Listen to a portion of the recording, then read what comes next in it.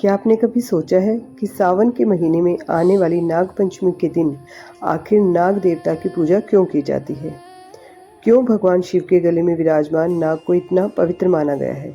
और क्या आपको पता है कि नाग पंचमी से जुड़ी एक पौराणिक कथा भी है, जिसे सुनने मात्र से नाग देवता की कृपा प्राप्त होने की मान्यता है? नमस्कार दोस्तों, स्वागत है आपका हमारे इस प्यारे अनमोल मोती परिवार में। आज का ये वीडियो बहुत ही विशेष है क्योंकि आज हम बात करेंगे नाग पंचमी के उस पावन पर्व की जो भगवान शिव, नाग देवता और सनातन परंपरा से गहराई से जुड़ा हुआ है। तो वीडियो को अंत तक जरूर सुनिए क्योंकि आज हम जानेंगे नाग पंचमी कब मनाई जाएगी, इसका धार्मिक महत्व क्या है, नाग देवता की पूजा क्यों की जाती है, इस दिन कौन से कार्य शुभ माने जाते हैं और कौन से कार्य से बचना चाहिए। हिंदू पंचांग के अनुसार नाग पंचमी सावन मास के शुक्ल पक्ष की पंचमी तिथि को मनाई जाती है। 2026 में नाग पंचमी 17 अगस्त सोमवार को मनाई जाएगी। इस दिन श्रद्धालु नाग देवता की पूजा करते हैं और भगवान का स्मरण करते हुए अपने परिवार की सुख, शांति और सुरक्षा की प्रार्थना करते हैं। नाग पंचमी केवल नागों की ही पूजा का पर्व नहीं है, बल्कि यह प्रकृति, जीव जंतु और सृष्टि के प्रति सम्मान का संदेश भी देता है। सनातन परंपरा में नागों का संबंध भगवान शिव और भगवान विष्णु दोनों से माना जाता है।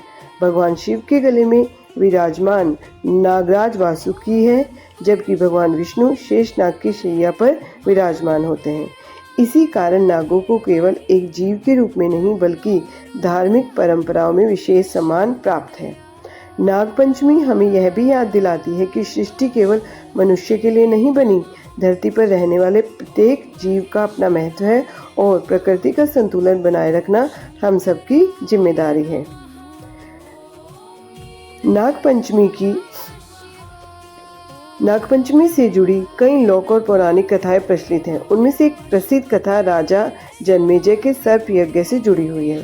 कहा जाता है कि राजा परीक्षित की मृत्यु तक्षक नाग के कारण हुई थी। अपने पिता की मृत्यु से दुखी होकर उनके पुत्र राजा जन्मेजय ने सभी सर्पों का विनाश करने के लिए एक विशाल सर्प यज्ञ कराया। यज्ञ की अग्नि में एक एक करके नाग खींचे चले आ रहे थे। यह देखकर नागलोक में चिंता फैल गई। तब आस्तिक मुनि ने राजा जन्मेजय से यज्ञ रोकने का अनुरोध किया। आस्तिक मुनि के ज्ञान और वाणी से प्रभावित होकर राजा ने उनकी बात स्वीकार कर ली और सर्प यज्ञ को रोक दिया। मान्यता है कि जिस दिन यह यज्ञ रोका गया वह श्रावण शुक्ल पंचमी का दिन था। इसी कारण नाग पंचमी के पर्व का विशेष महत्व माना जाता है।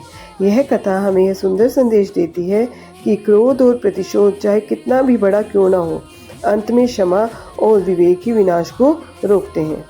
अब हम ये जानेंगे कि नाग पंचमी के दिन आखिर क्या करें।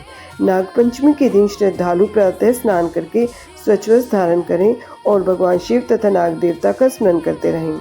अपनी श्रद्धा के अनुसार भगवान शिव का जलाभिषेक कर सकते हैं, शिवलिंग पर बेलपत्र अर्पित कर सकते हैं, ओम नमः शिवाय का जाप कर सकते हैं, नाग देवता की पूजा या उनके चित्र का पूजन कर सकते हैं, जरूरतमंद व्यक्ति को भोजन या दान दे सकते हैं, प्रकृति और जीव जंतुओं के प्रति करुणा रखने का संकल्प ले सकते हैं और सबसे ज़रूरी बात, किसी जीवित सांप को दूध पिलाने या उसके साथ छेड़छाड़ करने की कोशिश न करें। पूजा अपनी श्रद्धा और सुरक्षित तरीके से करें।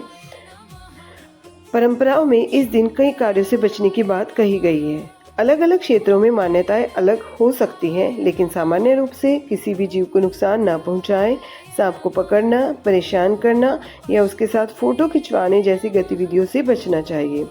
इस दिन का वास्तविक संदेश केवल पूजा करना नहीं बल्कि जीवों के प्रति दया और प्रकृति के प्रति सम्मान रखना भी है।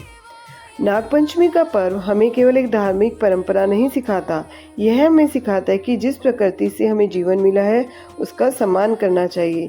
जिस धरती पर हम रहते हैं उस धरती पर रहने वाले छोटे से छोटे जीव का भी अपना महत्व है और शायद यही कारण है हमारे सनातन धर्म में प्रकृति और जीव जंतुओं को श्रद्धा से जोड़ा गया है। तो दोस्तों, इस नागपंचमी पर भगवान शिव से बस यही प्रार्थना करें, हे भोलेनाथ, हमारे परिवार पर अपनी कृपा बनाए रखना, हमारे घर में सुख शांति बनाए रखना और हमें इतनी शक्ति देना कि हम केवल अपने लिए नहीं बल्कि प्रकृति और सभी जीवों के लिए भी करुणा रख सकें।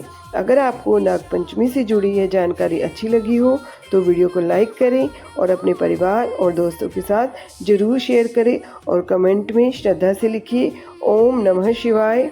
नाग